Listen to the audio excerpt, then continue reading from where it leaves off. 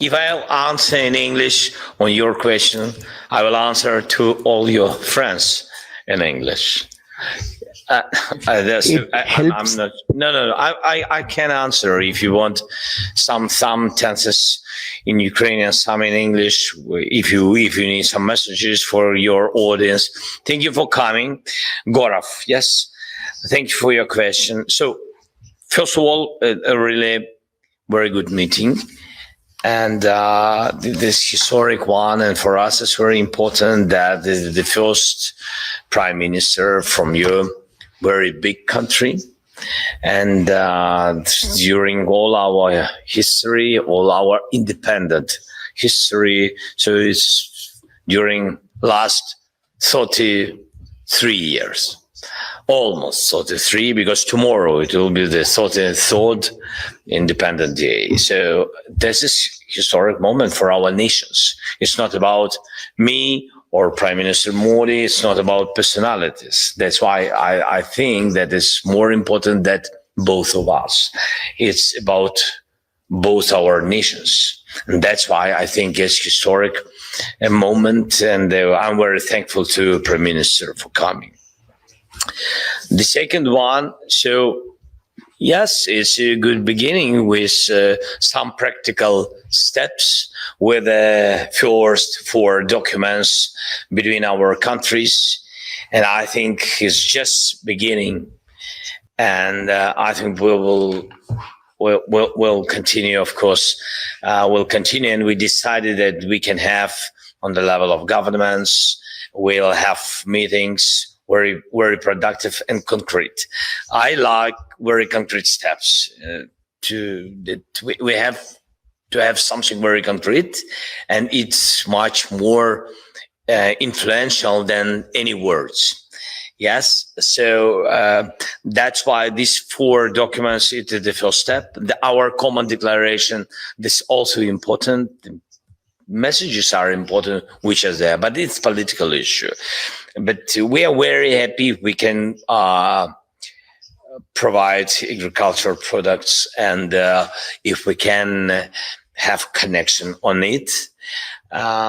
It's all about food security for both our nations and for other nations. So it's not only about grain or wheat, and it's about a lot of different things.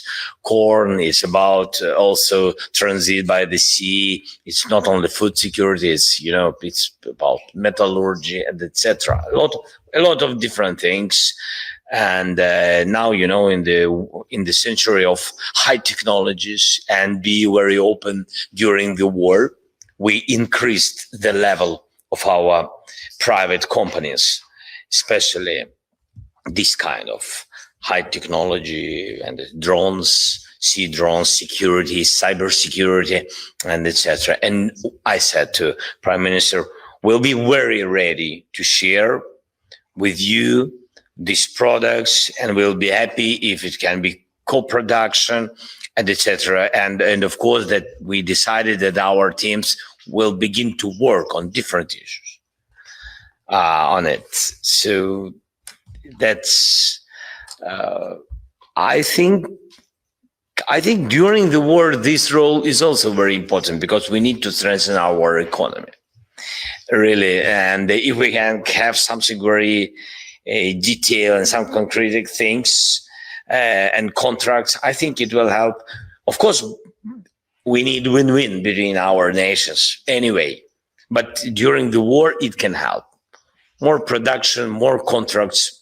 It's very good for us. It's more jobs, and also for you. I mean, this is again win-win. So this is the first. Then about role. If we're speaking about global role, because you have global influence, very big country, very big population, and that's why, and very big influence on Russian economy. Today you have it, and it's true, because really a lot of export possibilities for Russia closed. But India is open. We spoke about it with Prime Minister. Of course, it helps today for Russian army. And I think that government of India, of course, understands it. And of course, we will be happy to work how to find alternatives. Because it's not about, again, we're a big country. It's not about millions. It's about billions, which are coming back, which Putin has back to Russia. And then he uses it only, because he has now really officially, he has now war economy. War economy, it means that the priority is war, not peace. Not only for his soldiers, it meant that priority for his economy is war. And of course, if billions will come and they are coming from any market, from India, Arabic countries, China, I mean, of course, it helps him very much. So he has to feel how war is expensive, and his society has to feel, because he will not feel, even if he will not get billions, he will not feel, because he's stolen all these billions from his people. His people are poor people, so he's stolen it during 30 years. That's why he will not feel it. But if his society will feel, they will push him to the peace. It's also very important, because his society, they don't understand what's going on, or understand and support him because of the media influence in their country, because Putin controls all the media totally, 100%, and social media, not only public, commercial, everything. That's the role of India. If you will stop import the oil, Putin will have huge challenges. The sword, I think it's peace way, or way to peace. Yeah. So I think we spoke about it with Prime Minister. So of course we want him very much to have him peace summit, and of course we'll be happy to work on it. And of course, if he has his ideas or his team ideas, we'll be happy to speak about it. But we don't change our territories on any propositions. So we don't change our people to any propositions, and our territories, and our values, and our freedom and democracy. We will not change it. So it's absolutely understanding points.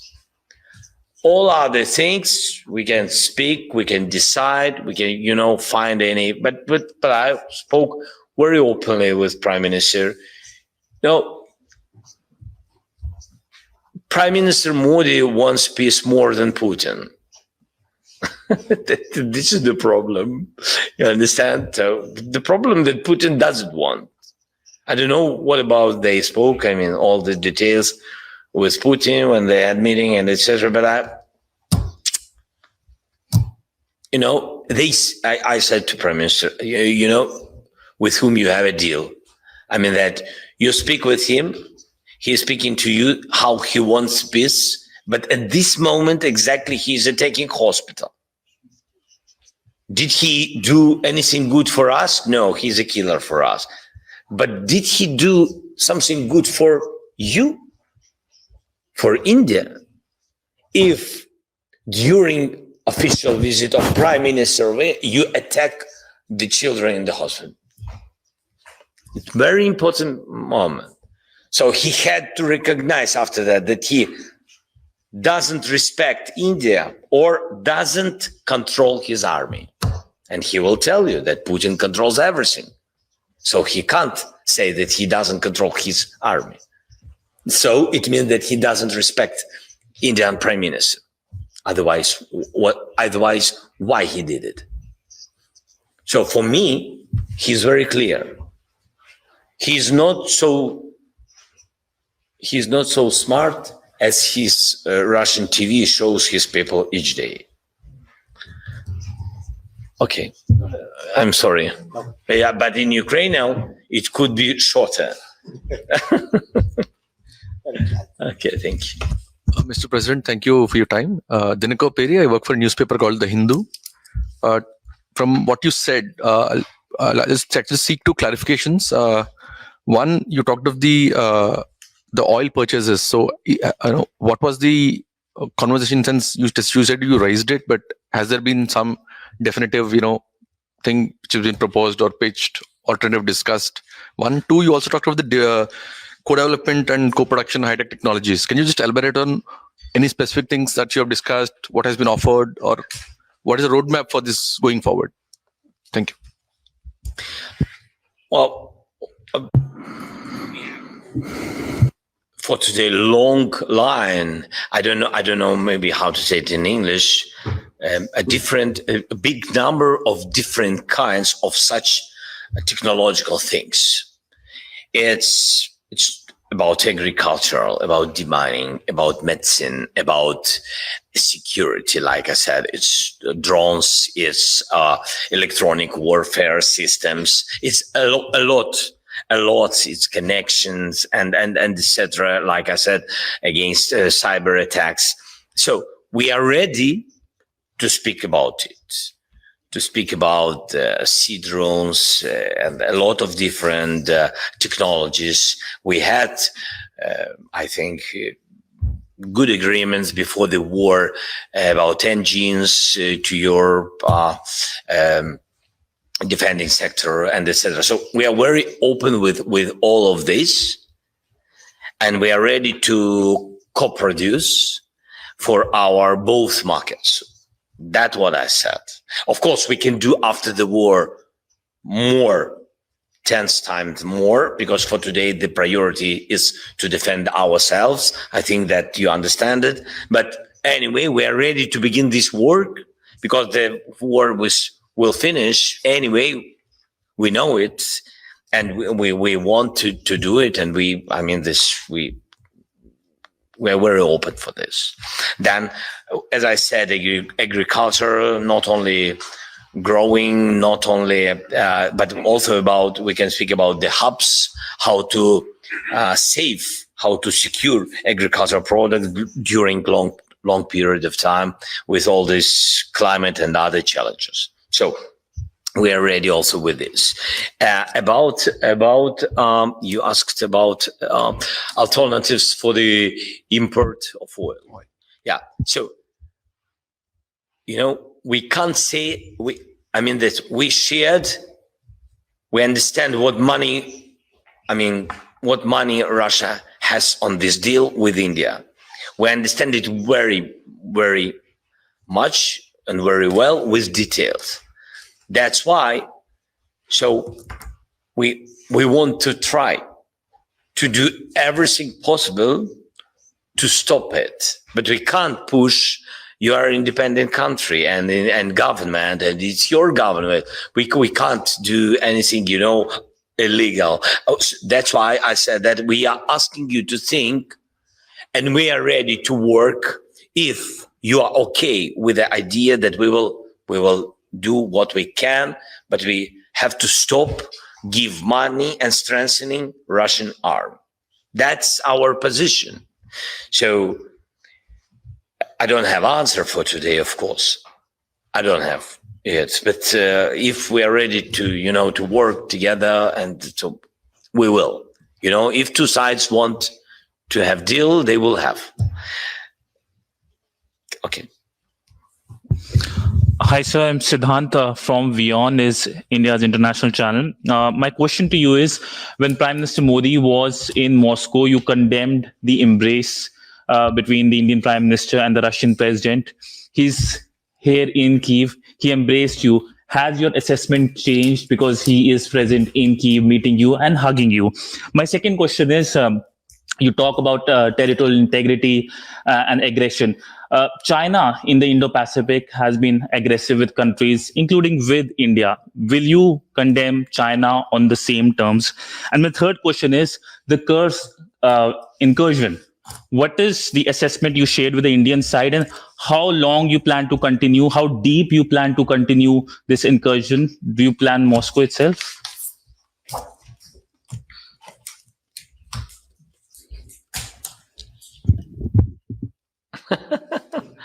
Okay.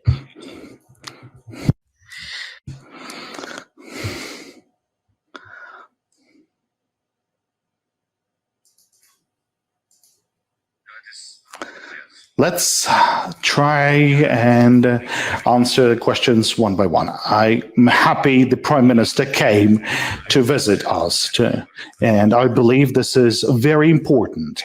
This is the first visit of the Prime Minister of India to Ukraine. We are ready on our part to do the respective steps. We've heard the messages from the Indian side that they would be happy to welcome us, our team in India. I believe this is the approximation of our parties that is positive, not negative. As for the Putin, my position was that, and my signal of condemnation was not because the Prime Minister came to see Putin, but because the Prime Minister came to Putin and Putin killed our children, and we wanted to have some reaction, to hear some response. And I think it's important that the democratic world is understanding what is happening, that Putin is a killer. And as for the hugs with the Prime Minister of India, or the handshakes, or anything else,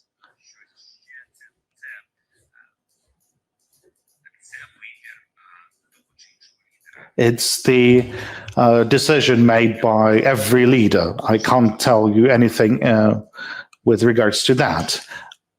I believe that if the leaders of the world are meeting with the other leaders who kills people, children, who conquers territories, invades into the territories, it means that there's no diplomatic isolation to this person. It means that this is an act, well, I believe it like that this act will not result in a person like Putin would understand that he's doing something wrong, that he's isolated, that he's alone, that the whole world condemns him. That is why I believe that we cannot remain silent. We have to respond. And I always respond because I know what would be the end to that. A longer war, someone gets tired or has a fatigue. One person meets Putin, 3, 4, 5, and then the people would gradually forget about the occupation, the killings, because life goes on, and there's many economic challenges in a variety of countries, and you would need to think about your own interests. So I will keep reminding this to anyone we have contacts with, and I think this is important. And let me pass to the second part of your question now. Why is this important? Because this is a signal. If the Putin can do something, then the others can do something. So whenever you're asking me about the other countries, including China, I think as long as Ukraine stands and fights and condemns the violation of sovereignty and territorial integrity, as long as the world is with Ukraine, the risks of other crises occurring in the world decrease. That is what I believe. If there will be a justification of Putin's actions, then I'm confident there will be consequences in other parts of the world as to the violation of the territorial integrity. Now, if those consequences, if the violation of the territorial integrity, sovereignty, etc., will happen, then Ukraine will always stand in support of those countries whose rights have been violated. And there will be countries fighting for their own freedom, and Ukraine will always support them. And it doesn't matter the size of the country violator, the size in terms of the territory or in terms of the army, because it's a matter of values. And these are the matters of people as well. Every single person, because every single person is important. As for the other question, as for our operation, you've asked about the Kursk operation, because this is what I was interpreted. Це неправильно. Well, I believe the interpreter used the wrong word for interpreting that into Ukraine. We did not incurred into their territory, but in fact, it was Russia that invaded the territory of Ukraine 10 years ago. They've prepared the incursion in the Kharkiv region, and they wanted to occupy the city of Kharkiv with the population of 1.5 million people. Because Russia has invaded in this direction, and the people from these small settlements of the Kharkiv region, they went to the city of Kharkiv, and now the population of the Kharkiv city is 1.5 million people. Russia wants to occupy this city. We stopped. So that was part of their operation. We have deterred that, we have broken that. And their next step was in the north of our country, and they've prepared everything for that. They were planning to start operating from the vicinity or from the direction of the Sumy region. And the difference is that we have conducted some preventive actions, preventing them from occupying our city. We managed to do that earlier, and since Putin is occupying us, and doesn't really taking care of his own territories, and we clearly understand that, because the air defense in Russia, well, we know, because we are taking attacks against their energy facilities. Well, they are hitting our energy facilities. We are hitting their airfields. We know where they have the air defense. Just for you to understand, there's an air defense around Moscow, around the summer house of Putin in St. Petersburg. But in small cities and settlements in the Kursk region, where we've entered, there's no air defense. Well, yes, there's their military. There are some forces, but they don't have the air defense of a size and capacity as it is around the house of Putin. So clearly he cannot hold this, and he has to start feeling this war, and he will feel this war. We don't have other chance. Because otherwise, if you're not stopping, if the diplomats of the world are not willing to isolate him totally, then he will continue with his military actions. He will continue with killing children. We showed him once this in the Kursk direction. Dear colleagues, I remind you that Sometimes. we don't have enough time for follow-up questions or second question or third question. With all the respect, we appreciate very much your coming here and your interest, but just physically not possible to, if multiple questions from one person. Thank you so much. Дякую за те, що пане президент. Thank you for hosting us. My name is Mridu Lagosh. I work here. I teach international relations. In which academy? In Kyiv-Mohyla Academy. So I also write for the magazine called The Week. I have the following question. Have you talked about nuclear security because there's 4 directions in memorandum that we've seen, but what portions of your peaceful plan of 10 points could you discuss or have you discussed, and what the India could be interested in, and will there be a future peace summit? Have you discussed that, whether Russia will be participating? And have you seen a significant political will on the part of the Prime Minister Modi to discuss that? And could you comment the involvement of India in the release of the abducted children, and maybe the condemnation of Russia's actions with regards to the citizens of India that were forced to, they were tricked to participate in the combat operations? I will start with that question. The Prime Minister Modi started with that. He said that he condemns that, and he will make everything possible for the citizens of India not to be fighting in the lines of the Russian army. I perfectly understand him. I can't understand how could you enroll those citizens, I don't know, forcefully or not. I don't know how could it happen. Then, as for the peace summit, I truly believe that the second peace summit has to take place. Well, it would be good if it would be held in one of the global south countries. We are very open in that, and there are countries like Saudi Arabia, like Qatar, like Turkey, Switzerland as well, but that's a different direction. And we are currently talking to those countries about hosting the second peace summit. I perfectly support, and I told this to Prime Minister Modi, and we could have the Global Peace Summit in India.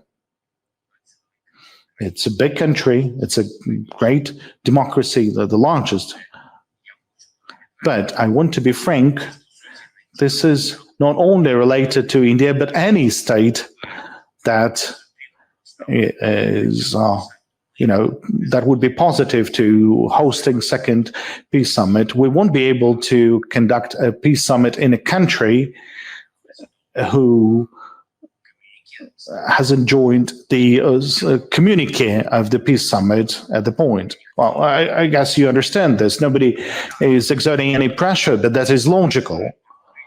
The second aspect, we have discussed all matters related the communique, as well as those of the questions that were discussed during the peace summit. And yesterday, there was an online meeting on energy.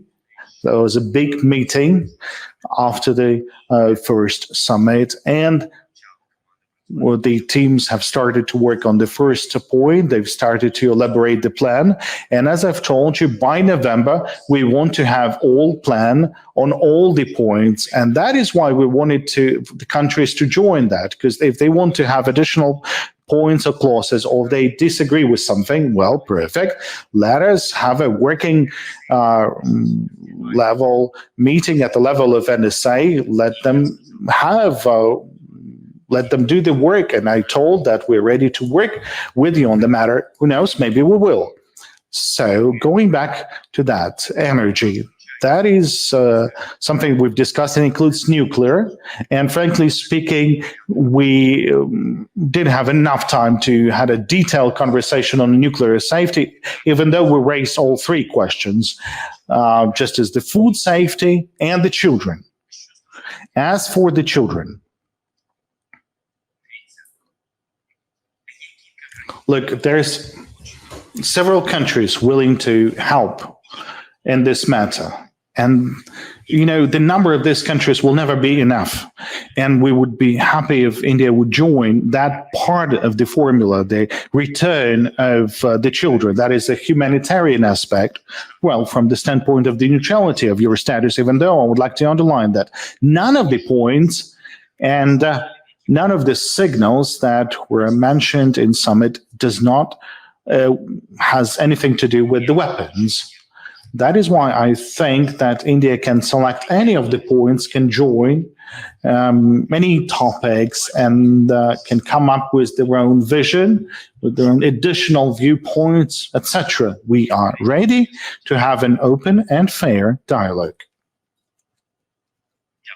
Thank you. Good evening, President Zelensky. I'm Vijay Lakshmi. I work for a news channel called India TV in India. I just wanted to know what is the road, what could be the possible road for the peace?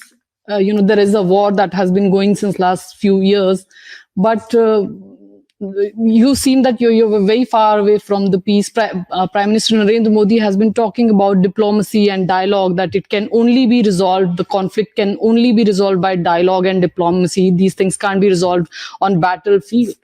Do you agree with that? And has anything been proposed in the meeting between you and Prime Minister Modi on those lines? Yeah. I believe that our approach, well, if we're talking about our steps, both on the battlefield and in the diplomatic level, our approach is closer to peace than any other proposals. Because this path is very complicated. And all the proposals available that you've heard from multiple countries of the world, and I have mentioned this in my conversation with Prime Minister Modi today, and I believe that today everything we can hear is just a political statement. It's not a path. It's not a formula of any sort. It's not specific in any point. Some say he will put an end to this war in half a year, the other in a year. The other expert would say he would need a day. The fourth expert says that believe the war would be finished in 2026 when Russia's economy will fall. Look, all of those are statements. There are different statements. Some are analytical, some expert, others political, but no one has any single plan. When, well, whoever might say that we support the diplomatic settlement, I always support this. We all want to have, a situation where not a single soldier would be killed now tomorrow, not a single citizen of Ukraine would be killed tomorrow. We want this, but how can you agree with the rapist or a murderer? Look, have a seat. We understand that you've already raped 15 people and you killed another 30, but let's talk. Come on, please don't do that. It's not going to work like that. With a person like that, he's not afraid of political intimidations. I'm talking about Putin. All the countries of the world are saying that it's your aggression. 143 countries have supported the UN resolution, and they recognized Russia as aggressor. They recognized them as occupiers. 143 countries of the world. And what was his response? Look at the dates. Ukraine came to summit in NATO, and he had a shelling of the hospital, the UN General Assembly. He's not coming. So there was a session of the UN General Assembly. He launched an attack against our cities, killing hundreds of people. So look at his responses to diplomacy. So whenever you are saying about diplomacy, I'm both hands for that, for the diplomacy. But I would like to see some specific steps so that it wouldn't be at the cost of 30% of our territory and not at the cost of our population. If there is a plan like that, we're happy. But believe me,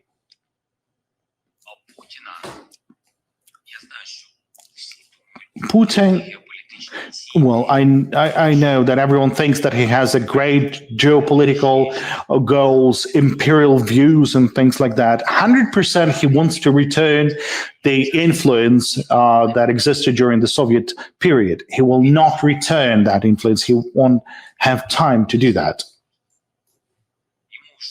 Because nor the age nor the world would give him the time to be in time to do that. The Ukrainian armed forces, well, in small numbers, are entering his regions, and he can't do anything with it for 20 days. You understand? And everyone around him, all these political players, they can see that, well, it's all clear with him. The armed forces are not that capable. He's just a villain that is intimidating with the nuclear weapons, or threatening with nuclear weapons. Everyone understood that. Even those who have handshakes, who have some contracts, believe me, all the conclusions were already made. He is not a player already. He's just a maniac, well, a big terrorist, and most are treating him like that. Thank you. Good evening, President. I'm Rudranil Ghosh from the Times of India.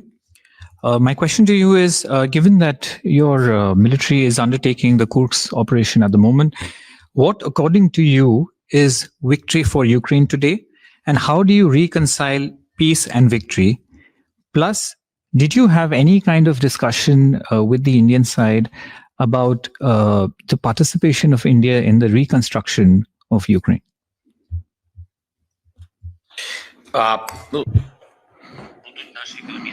Well, our economic experts and economic teams will be talking about the recovery. We simply didn't have enough time.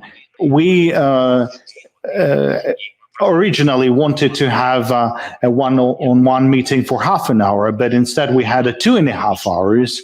So I believe we'll have more meetings, I believe, and the economic direction will be something will be discussed by our economic country. I'm interested in increasing our economic turnaround by 3 to 5 times, and that's not too much. That's at least we're returning to pre-war indicators. We can do that. We want to do that. We will be open in all the directions, and there's not a single direction where we can increase the turnaround. And wherever the Indian side would support that, we will amplify that. That's something that I can guarantee. What else you've asked? About Дивіться, ви повинні You have to understand the operation in Kursk is a part of a large military, political, military diplomatic operation. And believe me, all that we are doing is done only to force Russia to be ready to a fair peace. The operation in Kursk prevented them from capturing our Sumy region, weakening our positions, making their position stronger. So it was very complicated for us without the assistance of partners for a long period of time. It was difficult for us to take the initiative once again. We needed to do that. So that is one of the stage of this concept, and you've seen that. And it worked, but it worked only for what I'm mentioning you. I can't give you all the details about the goals of our actions when it will finish. It will be obvious how we did this, why did we do this, and what for. часу мало, треба коротше. Yes. Що це? Excellency, Sergey I am told me. Okay, yeah, please. Excellency, I am Uma Shankar Singh from NDTV India. My question to you is that Prime Minister Narendra Modi has visited Ukraine on your invitation, and we got to know that Prime Minister Modi has also extended one reciprocal invitation to you, because a new chapter has started by this visit, which happened after 32 years of diplomatic relation. So when would you like to visit India? Because you suggested Prime Minister Modi to have a global summit, a peace summit in India. So in that direction, if you want to enhance the cooperation with India, do you have any timeline in your mind? I know that this country is going through a war and it's very difficult to leave the country very often, but you travel abroad, which we saw on TV. So do you have any plan to visit India soon or sooner or later?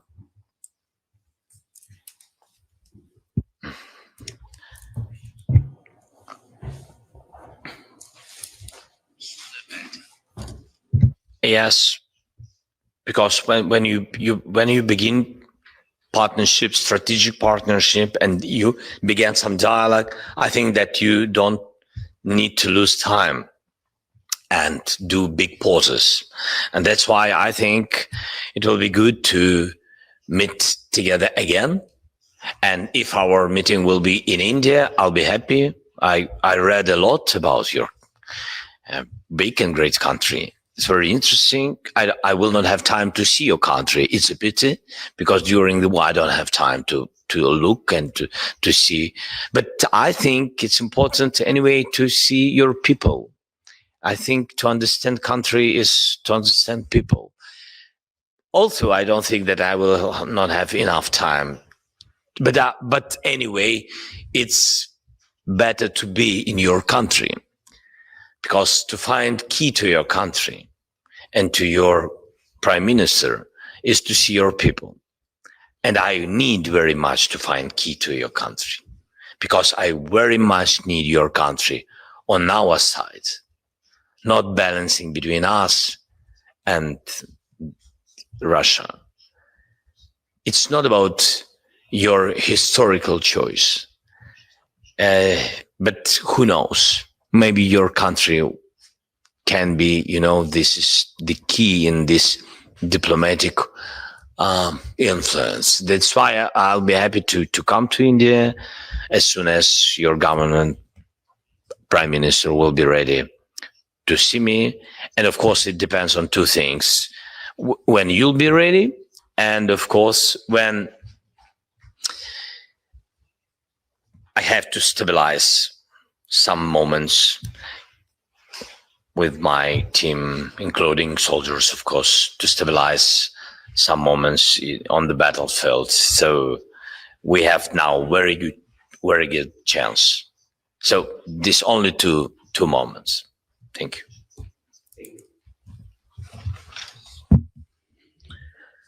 Mr. President, my name is Jagvinder Patel. I'm working for AVP Network in India. Mr. President, my question is, once you were known as a famous comedian in Europe, but now you are in new role as a president and moreover as a soldier of this country. How do you define your new role in this zone, basically in war zone?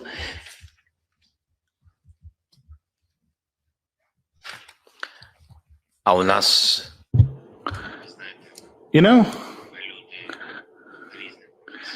People had different professions when the war started. There were artists, there were athletes, electricians, engineers, and everyone started to join the military, went to war. Someone who volunteered to go to the front lines, others were mobilized. There's people who simply could not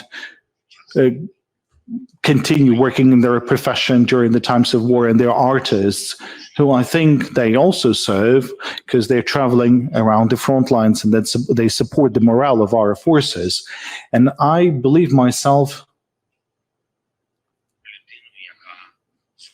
as a person who has to serve my own country. This is my obligation, and I think this is the most important, because everyone has this duty. We have to protect and to serve the country, Ukraine, and Ukrainians. So I think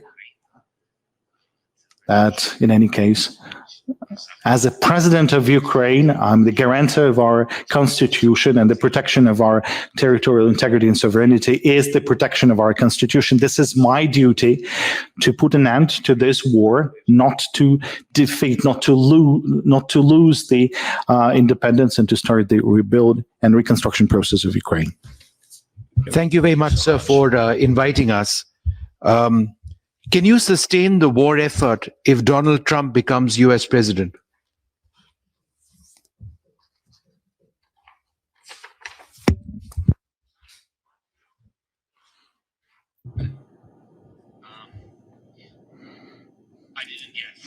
I mean, this we will see in November. But anyway, I didn't get any signals from his team that or from him.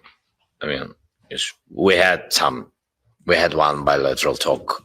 I mean, during this period of time, during the war time. Yes, we had one phone call.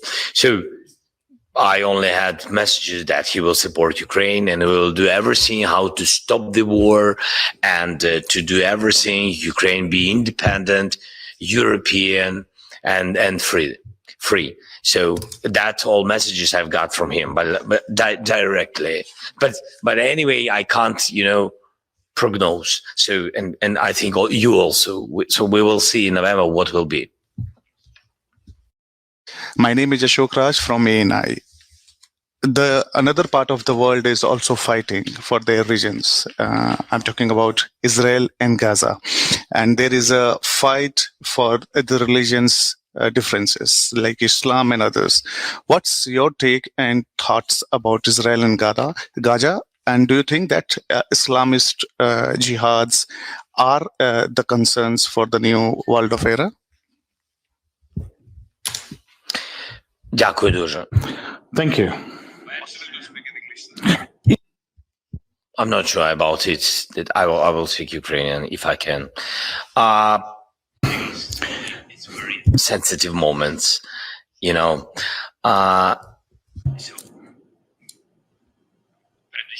First and foremost, we cannot compare this because you've mentioned the religious differences, and we cannot compare our war. I mean, the war of Russia against Ukraine, I wouldn't say that there is a significant religious discrepancies between our countries. There's a lot of different religions, and I guess the same religions are available in Russia. So it's not a war that has anything to do with religious discrepancies. This is a war of one person. One person, that's it, who came to that. And I wouldn't be comparing that war as well, because in our case, we have a person that is gradually doing all these steps. It came to Moldova in the beginning of 90s. So what happened? When the countries restored their independence and there was a disbandment of the Soviet Union, and then the policy of the Russian Federation, well, it started, was Putin, and he continued this policy. He has become a true Hitler in this policy. And this direction says the return of the influence, it started before him, because it was like a frozen conflict. There's all these same manual as it was in Moldova. They occupied a part of this country. They cut a piece, the Transnistria. They cut it. They were saying that they kind of protect the local population with their own forces. And the same thing they've done in Chechnya. They've destroyed everything. They killed all the people, everyone who had their own kind of voice or the independence. The next step, if you remember, was in 2008. That was in Georgia. And all the same, they send their tanks and forces to the country. They cut a piece in Abkhazia. What, do they have Russians living in Abkhazia? No. the people who live there, they speak the same language as Georgia. So in all the cases, they were finding the reasons. But in any case, the methodology is all the same. They have the people, their own forces there. They cut the piece. They keep their own forces there, and they're destroying the whole region because Abkhazia, it's a long distance from you. Even though you're a journalist, you know a lot, but I'm not sure you've been to Abkhazia. But I've been there.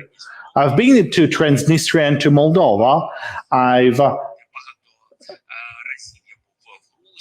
been to Georgia many times, and I've been to Abkhazia. So once during the Soviet times, it was a recreational area, and it was very popular. They have a unique nature in there. They have a unique climate and a unique recreational facilities. Now, what came with Russia? Now it's all destroyed. There's no tourism there. Absolutely. And all the same, after Georgia, they did to Ukraine. They came into Crimea, and they cut the Crimea, they cut the Donbas. Once again, there was a recreational area. 3 million Ukrainians were having holidays, were spending holidays in Crimea. They lived in Crimea. Now imagine, once again, zero tourism, economy is zeroed, and the region is kind of destroyed. So everywhere, the same steps being taken, there's nothing new here.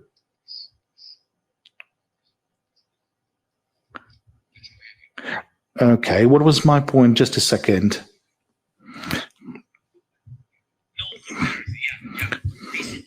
This one man, sorry. So this is the war of this man. He had this idea. And we can't compare with a situation, with a war, with a crisis, with all these crises in the Middle East.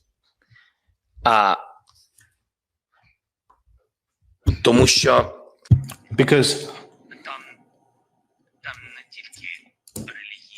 it's not only the religious aspect. I wouldn't say it like that. There's not only religion aspects. There's a big history, and there's a lot of other interested parties around for that conflict to exist. It's not, differences between the Israel and Palestine. You can see what is happening. There's the training, there's the weapons, there's the funding, there's many other kind of influences. As for our position, with regards to this conflict, we have always stated that we respect, we recognize the policy of both countries. We recognize Israel, we recognize Palestine. This is our attitude or position.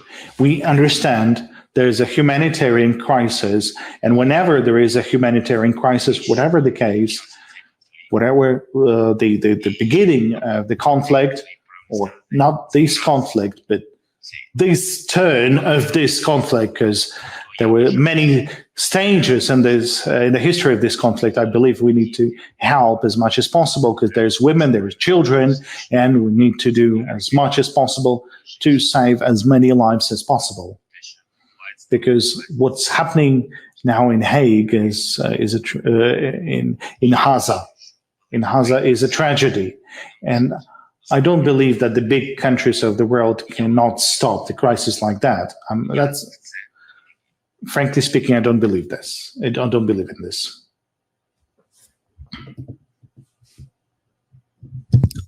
President Zelensky, thank you so much for doing this.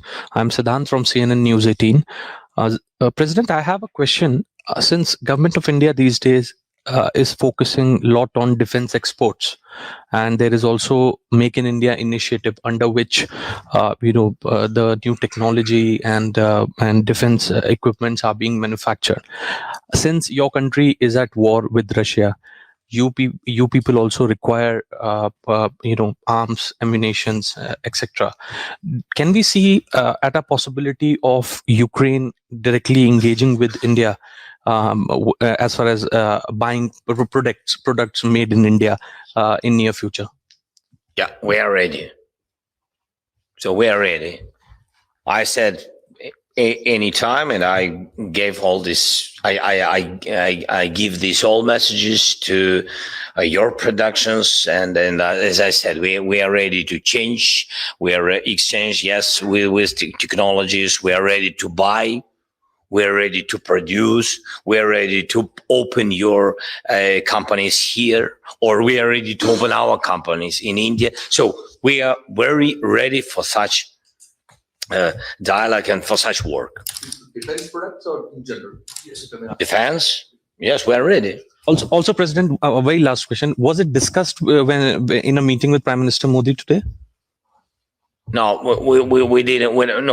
We spoke basically about some technologies, and we see, and I think that I wanted to show and be very understandable for Prime Minister that we are open for very big deal if India will be ready.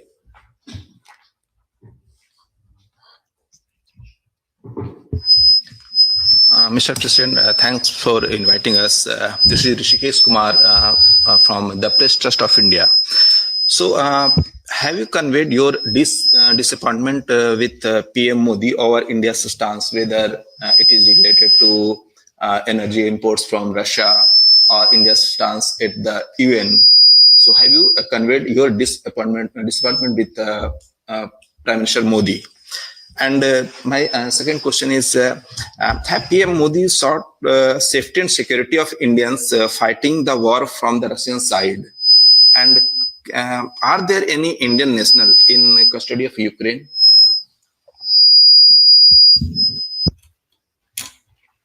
Вибач, там якийсь неправильний переклад.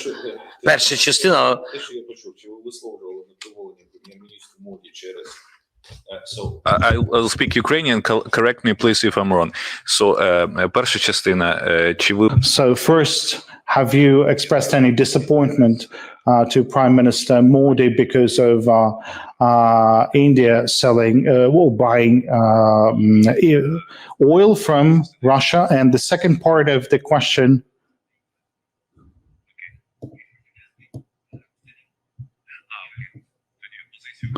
and the UN position that India refrained from most of their positions or remained neutral.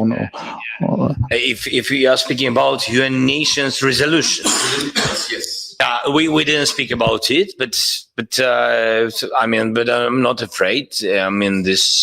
I think that official India knows my position. That of course we are not happy that we didn't get your support on this resolution. But we didn't speak this time. We didn't speak about it really, because what to speak now about it if it was in the past? And there's so before new resolutions we have to speak, and I think we have to make more strong relations between our country before new decisions. Yes, we don't have time to look at the past. I think. And I don't want to be negative about something that was around our countries in the past. I don't want, I want to build something good, something positive between us, and something strong, really. That's why I will not look, with all these feelings. I don't have time for feelings. Yes, to the past. I know from the very beginning, if we are on this point, and if it's really historic visit, and I hope that it's really, and that the Indian side also thinks the same way, I think that we will not have big challenges in our relations in the future, and I will focus on it, on future relations between our countries. And the second part? Yes, and the second part. Can you repeat that, please? There are reports, there are confirmation from the Indian side that several Indians are fighting with the Russian army against Ukraine. So did PM Modi raise this issue before you about their safety and security? And can you confirm whether any Indian are there any Indian in custody of Ukraine?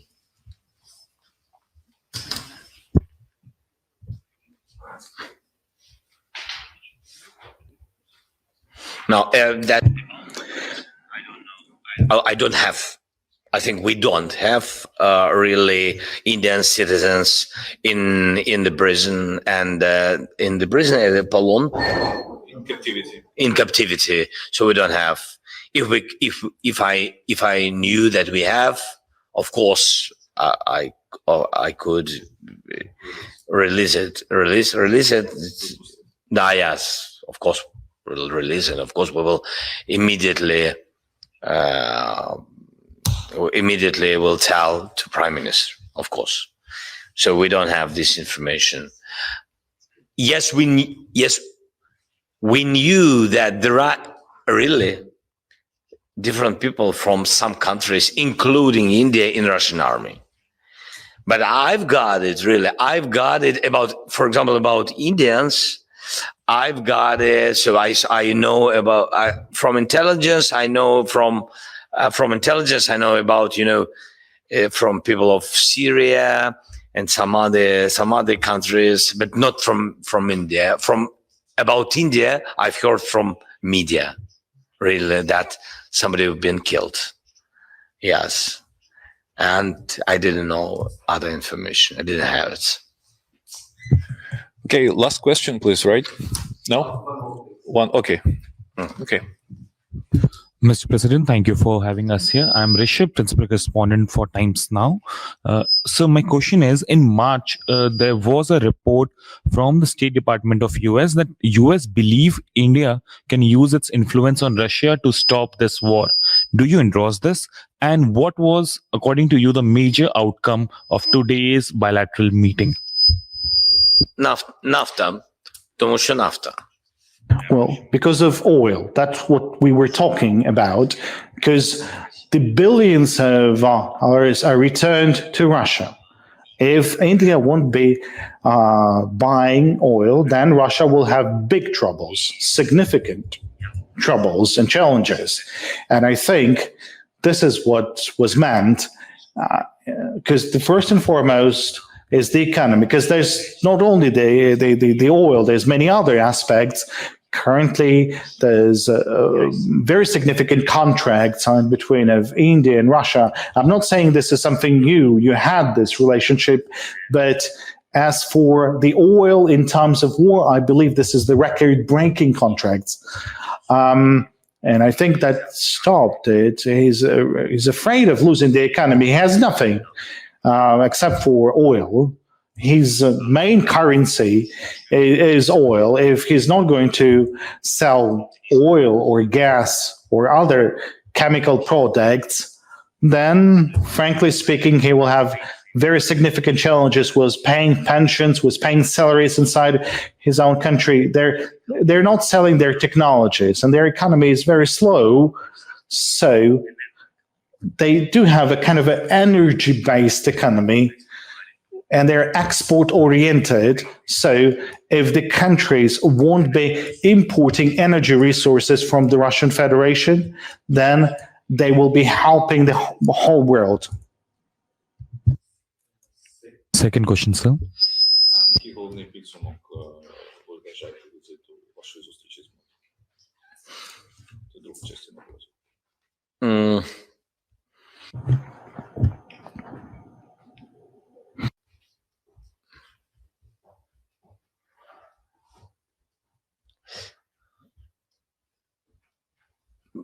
India,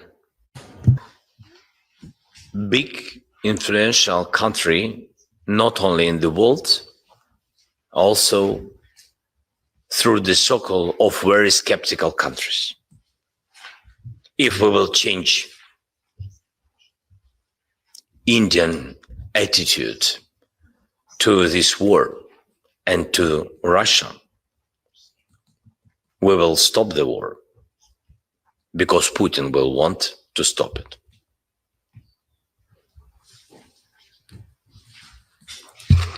Good evening, Mr. President. You must have had a hectic day, and I want to tell you that whenever I go out and even when I'm on TV, a lot of people tell me you look like Zelensky. And my question is, it's about European accession of Ukraine to European Union. You was all the day you was here in this building.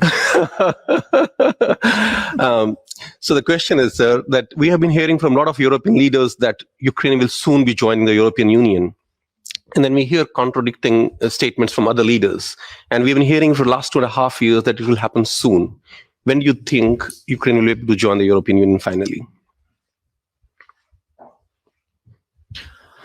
Now the question of time. We finished with all the things which blocked our way to EU. So it depends on the time, on technical things. I think that for today, there is a common, mostly 99% common will of the EU countries to invite us and to see Ukraine as a member of European Union. So I think that will be when difficult to say, but we will do our best to make it closer.